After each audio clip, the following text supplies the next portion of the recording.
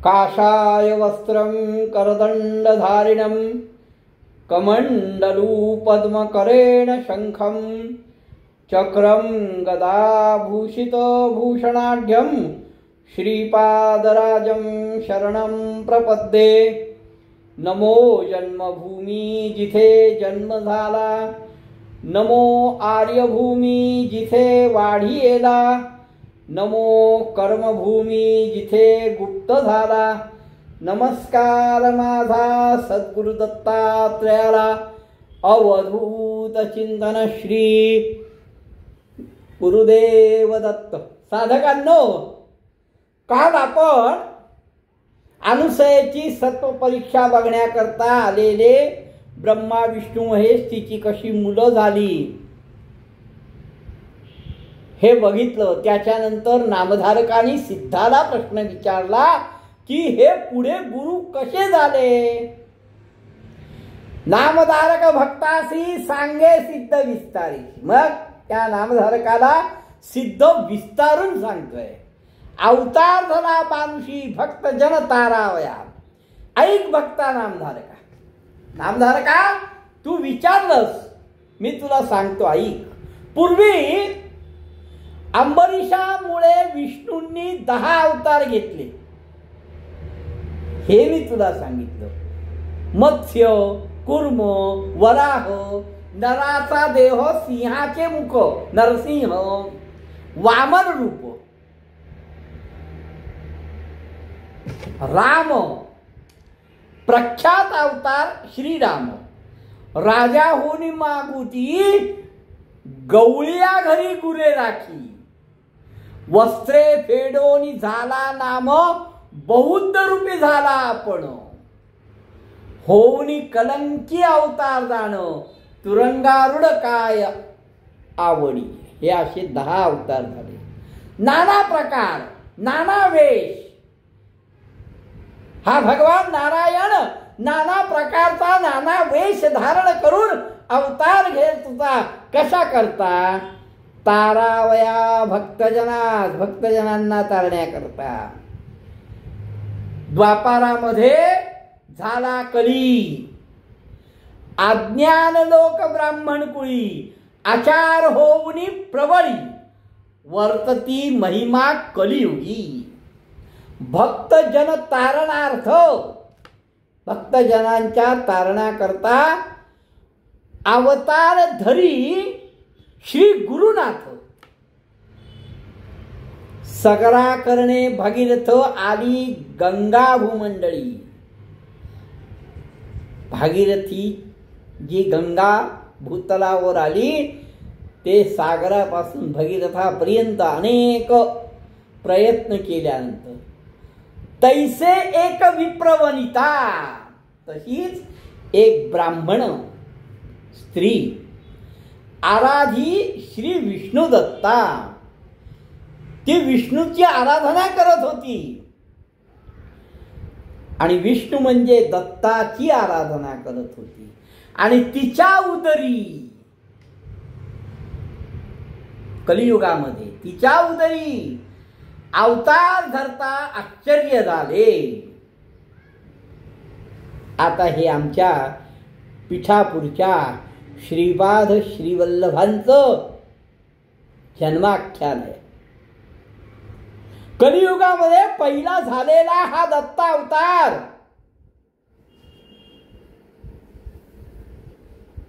नामधारकाने ज्यावेळेस सिद्धाला विचारलं त्यावेळेस सिद्धाने नामधारकाला कार्याकारण अवतार होतात ते विष्णूंनी 10 अवतार घेतले त्याविषयी सांगितलं आणि जनकल्याणाकरता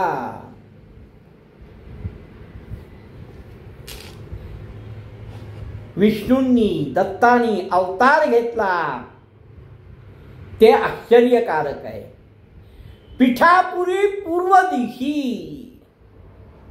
पिठापूर, त्या पिठापुरामध्ये एक उत्तम वंशातला ब्राह्मण अपस्तंभ शाखेचा, त्याचं नाव अपळ राजा। हा आपण राजा अतिशय ज्ञानवंत तो होताच, कर्मनिष्ठ होता. पिठापूर पूर्वदेशी होता ब्राह्मण उत्तम वंशी, उत्तम वंशातला ब्राह्मण, अपस्तंभ शाखेचा. त्याचं नाव आपण राजा. आणि त्याची भार्या म्हणजे त्याची पत्नी, तिचं नाव सुमता. ती पण पतिव्रता, अतिथी, अभ्यंगत यांची ती सेवा करायची. पूजा करी भक्ती भावे, ती त्यांची पूजा करायची. असं असताना एक दिवस ऐसे असता वर्तमानी, पतिसेवा एकमनी, अतिथी पूजा सगुणी निरंतर करीत असे. पतिसेवा करावी, आचार धर्म पाळावा, अतिथींची पूजा करावी. आणि एक दिवस भगवान दत्तात्रय, विष्णू दत्त हे अतिथी वेश घेऊन आले. ज्याप्रमाणे अनुसयेकडे ब्रह्मा विष्णू महेश तिघ जण अतिथी वेश घेऊन गेले होते, त्याचप्रमाणे कलियुगामध्ये या अपराजाच्या घरी ही माता सुमता, हिच्याकडे दत्त अतिथी वेश घेऊन गेले. त्या दिवशी अमावास्या होती, श्राद्ध होतं. आपण राजाकडे श्राद्ध होतं. अजून श्राद्धाचा क्षण द्यायचा होता. श्राद्ध कर्म व्हायचं होतं, ब्राह्मणांचं जेवण व्हायचं होतं. आणि तेवढ्यात न जेविता ब्राह्मण घरी दत्त भिक्षा घाली ते नारी. तिने बघितलं माझ्या दरवाजामध्ये अतिथी आलाय, अजून श्राद्ध व्हायचं आहे, अजून ब्राह्मणांना क्षण द्यायचा आहे, ब्राह्मणांचं भोजन व्हायचंय, पण माझ्या दरवाजामध्ये अतिथी आलाय, हा दत्तच असावा. आणि तिने त्या दत्ताला भिक्षा घातली. दत्तात्रय साक्षात्कारी होते, प्रसन्न झाले. तिला त्रैमूर्तींचं रूप दाखवलं. तिने नमस्कार केला, नतमस्तक झाली. दत्तात्रय म्हणत तिजेसी, माते वर माग बाई. तुझ्या घरी श्राद्ध असताना, ब्राह्मण जेवले नसताना तू मला भिक्षा दिली आहेस, त्यामुळे तू आता वर माग. जे जे वासना तुझे मानसी पावसी त्वरित म्हणत असे. तुझ्या मनात जी जी इच्छा असेल ती ती माग. त्यावेळेस सुमती अतिशय शांतपणे मनामध्ये विचार केला, हात जोडले. म्हणे तू जगन्नाथ, तू तारक आहे विश्वाचा. माझ्या मनात जे आहे ती आता पूर्तता कर. तू कृपाळू आहेस.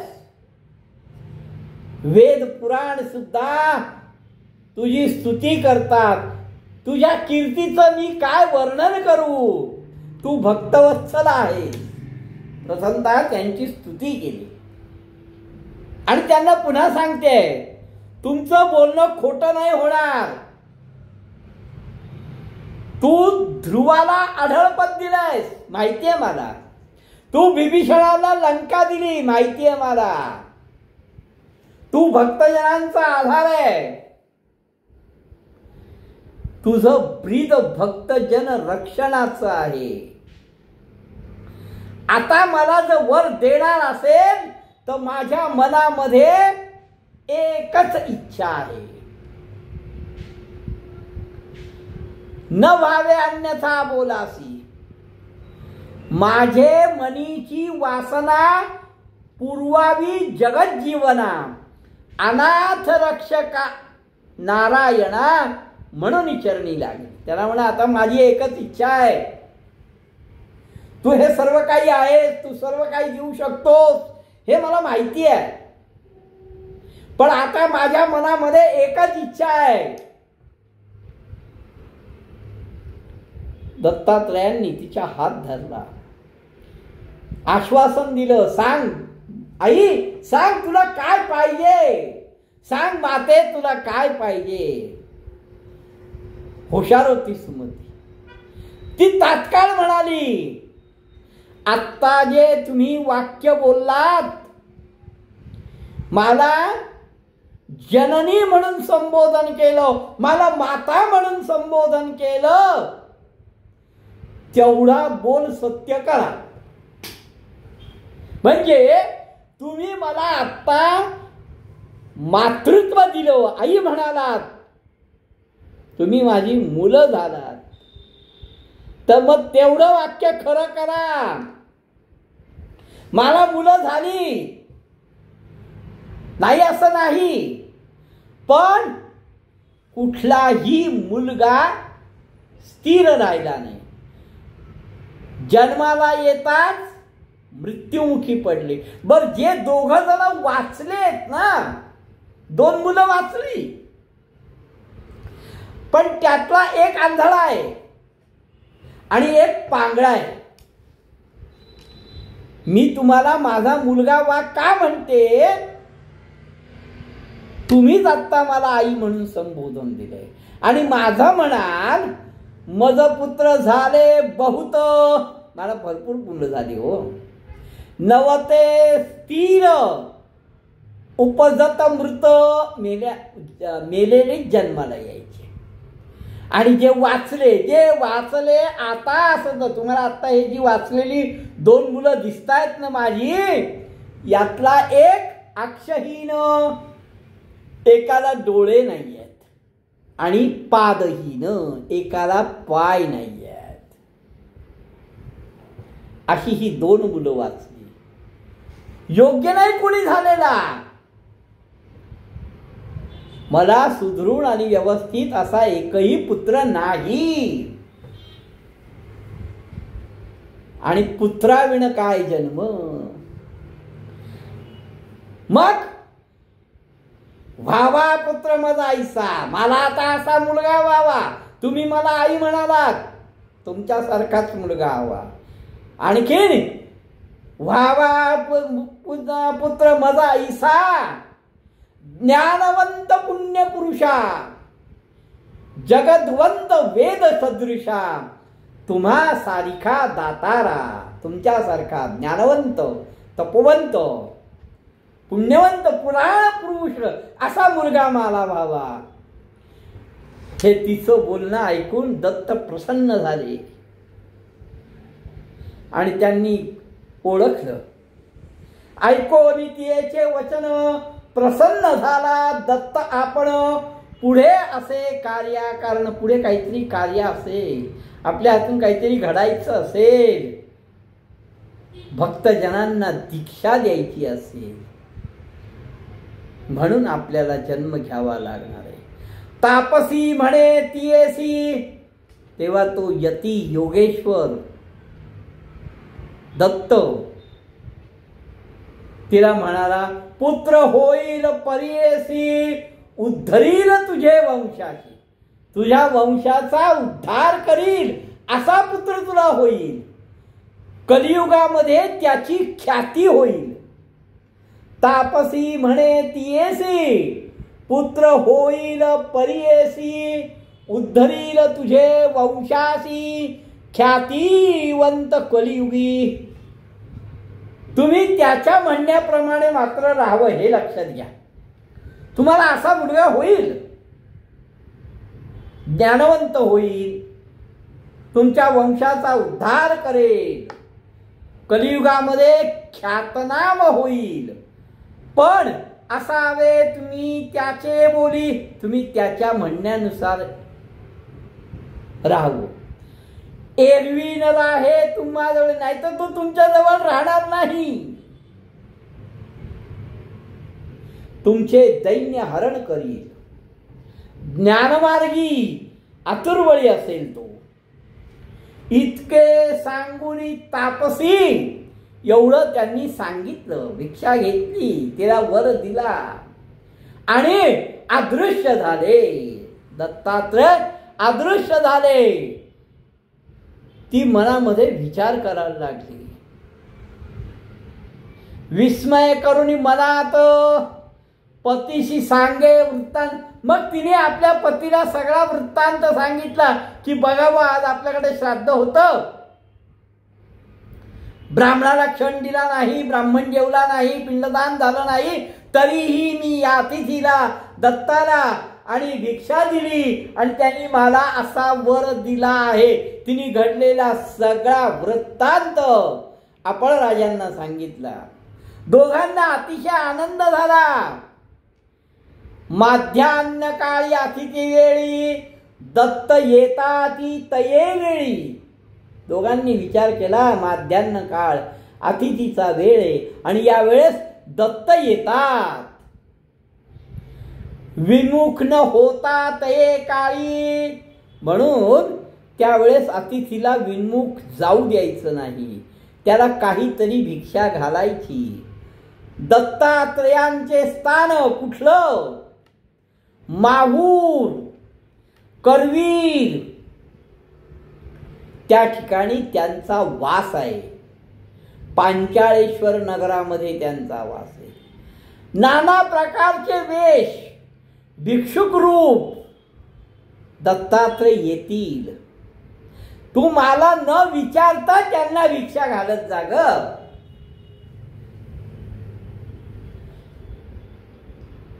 आपण राजाने आपल्या पत्नीला हे सांगितलं.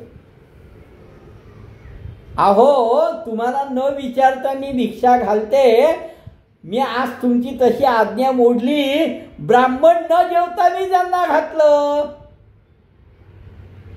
ऐकोनी सतीच्या बोला विप्रमणी संतोषला. मनामध्ये त्याला आनंद झालाय. त्यांनी सर्व वृत्तांत ऐकलाय आणि तरीही पत्नी म्हणते आहे की मी तुमची आज्ञा न घेता ब्राह्मण जेवले नसताना मी त्यांना भिक्षा घातली आहे. तो म्हणतो, पतिव्रते लाभ झाला. अगं, ब्राह्मण न जेवता त्या अतिथींना, त्या दत्तात्रयांना तू भिक्षा घातलीस, त्याचा लाभ असा झाला, माझे पितर तृप्त झाले ग. आपण पितरांच्या नावाने कर्म करावं आणि ते विष्णूला समर्पण करावं आणि साक्षात्कारी त्यांनी येऊन आपल्या घरी भिक्षा करावी. खरोखर आपले पितर तृप्त झाले, कृतार्थ झाले माझे पितृगण. मला आता बिलकुल शंका नाही, माझे पितर स्वर्गस्थ झाले. कारण साक्षात विष्णूंनी येऊन, दत्तानी येऊन भिक्षा घेतली आहे. दत्त हा त्रैमूर्तीचा अवतार आहे. अगं, तुझी माता पिता धन्य आहे. तुला अशा पद्धतीचा वर लाभलाय. तुला निश्चित मुलगा होईल. तू मनामध्ये चिंता बिलकुल धरू नको. आनंदाने दोघही निश्चिंत झाले आणि नंतर ती गरोदर झाली. 9 मास क्रमुनी, 9 दिवस 9 महिने संपल्यानंतर शुभदिनी, चांगल्या दिवशी ती प्रसूत झाली. विप्राणी जातक कर्म केलं. सगळे विप्र त्याचं भविष्य वर्तवतायत. कोणाचं? दत्ताचं. आमच्या श्रीपादांचं भविष्य ब्राह्मण वर्तवतायत. मिळवणी समस्त विप्र कुणी जातक वर्तविती तये वेळी. म्हणती तपस्वी होईल बाळी. हा तपस्वी होईल, हा जगद्गुरु होईल, हा दीक्षाकर्ता होईल. हे माता पित्यांनी ऐकलं हो का?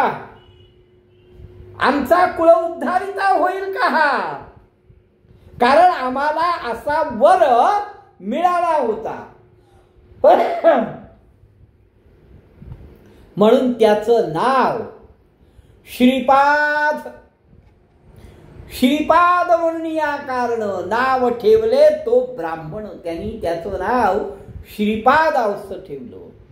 अवतार त्रयमूर्ती आपण आणि भक्त जन तारावया आला भूमीवरी. वर्तता असता ज्याचे घरी. आपण राजाच्या घरामध्ये श्रीपाद राहिले, त्यांच्या पोटी जन्माला आले दत्त. 7 वर्ष झाली. मौंजी बंधन ते अवसारी. 7 वर्षानंतर झाल्यानंतर ब्राह्मण कुळामध्ये यज्ञोपवीत धारण विधी म्हणजे मुंजी बंधन व्रतबंध. तो द्विजोत्तम आपण राजा त्या मुलाचं मौंजी बंधन केला. बांधिता मौंजी ब्रह्मचारी. त्याला मेखळा बांधत असताना श्रीपादांना 4 वेद आले. म्हणता झाला वेदचारी. 7व्या वर्षी बांधिता मौंजी ब्रह्मचारी. म्हणता झाला वेदचारी. मीमांसा तर्क हे अतिशय विस्तारपूर्वक सांगायला लागले.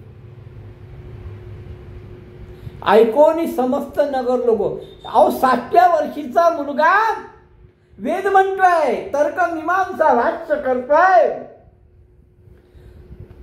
सगळ्या नगरीतल्या लोकांना आश्चर्य झालं. हा अवतार कारणिक आहे, हा अवतार होईल. म्हणून बोलती आपणात आपापसामध्ये बोलले की हा अवतारी पुरुष होईल. आचार व्यवहार प्रायश्चित्त समस्तांशी आपण बोलतो. वेदांत भाष्य वेदार्थ वेदांतावर भाष्य द्विजजनांना तो सांगत होता, ब्राह्मणांना तो सांगत होता. असं करता करता हा मुलगा म्हणजे आमचे श्रीपाद 16 वर्षाचे झाले. वर्तता ऐसे तयेसी. झाली वर्ष 16. 16 वर्षाचा झाला. आणि आता आई वडिलांच्या सगळ्या आई वडिलांप्रमाणे याही आई वडिलांना सुमतीला आणि आपण राजाला आपल्या मुलाचं लग्न करावं असं वाटू लागलं. सगळ्यांप्रमाणे त्यांनाही वाटणं स्वाभाविक आहे. विवाह करू म्हणती पुत्रासी. माता पिता अवधरा. माता पित्यांनी विचार केला आता मुलाचा विवाह करावा म्हणून ते मुलाशी बोलतायत. अरे बाबा तू आता लग्न कर. 16 वर्षाचा झाला आहेस, तू आता लग्न कर. श्रीपाद म्हणे एक भावे. ऐका, तुम्ही मला लग्न कर सांगताय पण माझ्या मनातली इच्छा तर ऐका. कराल विवाह माझा तुम्ही जर माझा विवाह करायचा ठरवत असाल तर मी सांगतो ते ऐका. मी वैराग्य स्त्री बरोबर आहे. माझ्या स्त्रीचं नाव वैराग्य आहे आणि माझी इच्छा माझं काम्य तिच्या जवळ आहे. त्या स्त्री वाचून दुसरी कुठलीही स्त्री ही मला माते समान आहे.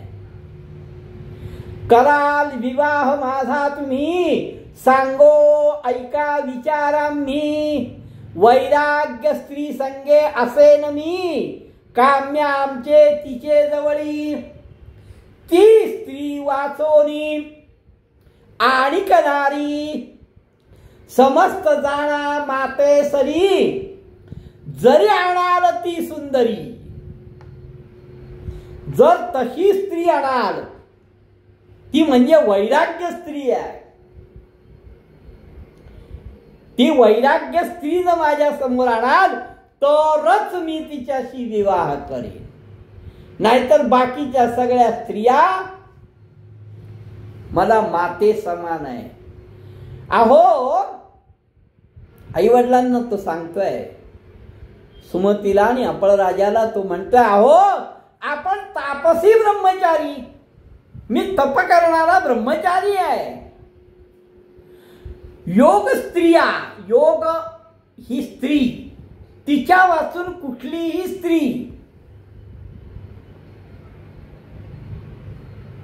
जमणार नाही. श्री वल्लभ नाम माझे,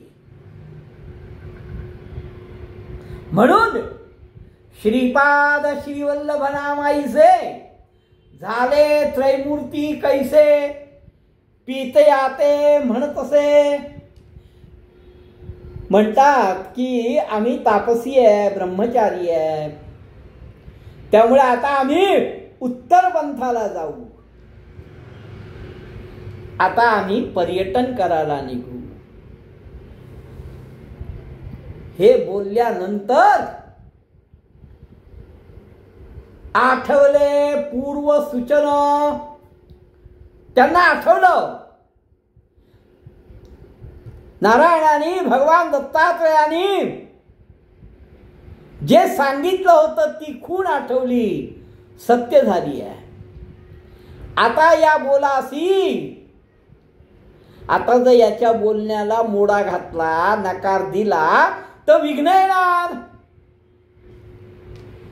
म्हणून विचारती ते वेळी, याला आता मुलगा म्हणण्यात अर्थ नाही, कारण हा अवतारी पुरुष आहे, तापसी आहे. याच्या मनात जसं असेल तसं राहतावं. आपल्या मनामध्ये इच्छा धरून श्रीपादांच्या समोर हे माता पिता उभे राहिले. अरे आम्हाला आशा होती, भीत भीत म्हणतायत, कारण त्यांना त्या दत्तावतारातल्या विष्णूंनी भिक्षेला आले त्यावेळेस सांगितलं होतं त्या मुलाच्या म्हणण्याप्रमाणे वागा. आणि आता तो मुलगा उत्तर पंथाला यात्रेला निघालाय सांगतोय. तेव्हा हे माता पिता हात जोडून सांगतायत, अरे आम्हाला इच्छा होती की तू आमचा सांभाळ करशील. मन व्याकुळ झालं रे. त्यांच्या डोळ्यातनं अश्रुपात होत आहेत. आई मूर्छा येऊन पडली आहे, आई बेशुद्ध झाली आहे. मुलाविषयी प्रेम निर्माण झालंय. त्या मातेचं दुःख बघून आपल्या हाताने आईला उठवलं, आपल्या आईचे डोळे पुसले. अगं आई चिंता नको करू, न चिंता करी आओ माते, जे मागसी देईन तू ते. अगं आई चिंता करू नको, तुला जे पाहिजे ते देईन, पण मला थांबवू नकोस. मन एकाग्र कर, सुखाने राहा ग आई. बारे तुझं करिता आपण, अरे बाळा तुझ्याकडे बघून तुझ्या करता मी माझी सगळी दुःख विसरली होती. कारण वृद्धावस्थेमध्ये तू आमचा सांभाळ करशील. आपल्याला 2 मुलं आहेत, पण एक पांगळा आहे, एक आंधळा आहे, आणि त्यांनाही तू पोषण करशील अशी एक इच्छा होती. पण आता तू चाललाय म्हणतोयस, मग माझं आणि त्यांचं पोषण कोण करणार? आमचं रक्षण कोण करणार? हा प्रश्न आमच्या पुढे आहे. हे आईचं बोलणं ऐकून श्रीपादांनी अतिशय अमृत दृष्टीने आपल्या भावांकडे बघितलं. दोघही मुलं व्यवस्थित झाली. आंधळा मुलाला दिसायला यायला लागलं, पांगडा उभा राहिला. आली दृष्टी चरणदिका श्रीपादांच्या नुसत्या अमृत दृष्टीने त्यांना डोळे आले आणि पाय पण आले. आणि एवढंच नाही तर ती दोघं मुलंही वेदशास्त्र पारंगत झाली. तत्काळ दोघं जण वेदशास्त्रादी व्याकरण बोलायला लागले. आणि ते दोघं जण श्रीपादांचे चरण धरून म्हणतात, कृतार्थ झालो. त्यांना आश्वासन दिलं, त्यांनाही वर तात्काळ दिला, तुम्हाला पुत्र पौत्र होतील, तुम्ही आनंदाने नांदाल, फक्त सेवा करा जनक जननी. मी तुम्हाला वर दिलाय, तुम्हाला ज्ञानवंत बनवलाय, तुम्हाला दृष्टी दिली आहे, तुम्ही सुखाने नांदाल, तुम्हाला पुत्र पौत्र होतील असा मी वर दिलाय. पण सेवा करा जनक जननी, आईवडिलांची सेवा करा, तुम्ही महाज्ञानी व्हाल, सुखी व्हाल आणि इथलं सगळं सौख्य उपभोगून अंतिमोक्षाला जाल. ऐसे बोलोनी तयासी संबोधिती मातेसी, पाहोन या दोघा पुत्रांसी. असं बघून आईकडे बघितलं. आईने त्या दोघा मुलांकडे बघितलं. दोघं मुलं 27 झाली. अखंड लक्ष्मी राहे तुझे घरी, तुझ्या घरी अखंड लक्ष्मी राहील, कीर्तिवंत व्हाल, वेदशास्त्र संपन्न व्हाल. आता आमची अवज्ञा न करता आम्हाला तात्काळ निरोप द्यावा असं श्रीपाद श्रीवल्लभ सांगतायत.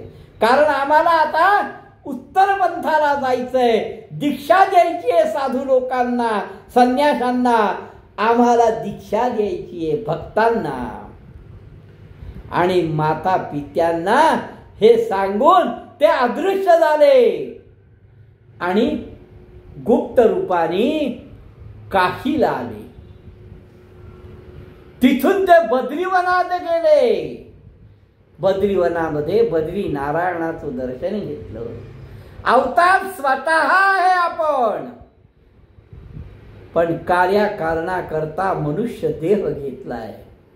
दीक्षा देण्याकरता, भक्तजनांना तारण्याकरता हे तीर्थ हिंडताय. आणि अशी तीर्थ हिंडत हिंडत हिंडत हिंडत हिंडत ते गोकर्णाला आलेले आहेत. नामधारक हात जोडतोय आणि गोकर्णाविषयी महत्व विचारतोय. सिद्धांनी गोकर्णाविषयी काय सांगितलं ते आपण आता उद्या बघू. अवधूत चिंतन श्री गुरुदेव दत्त.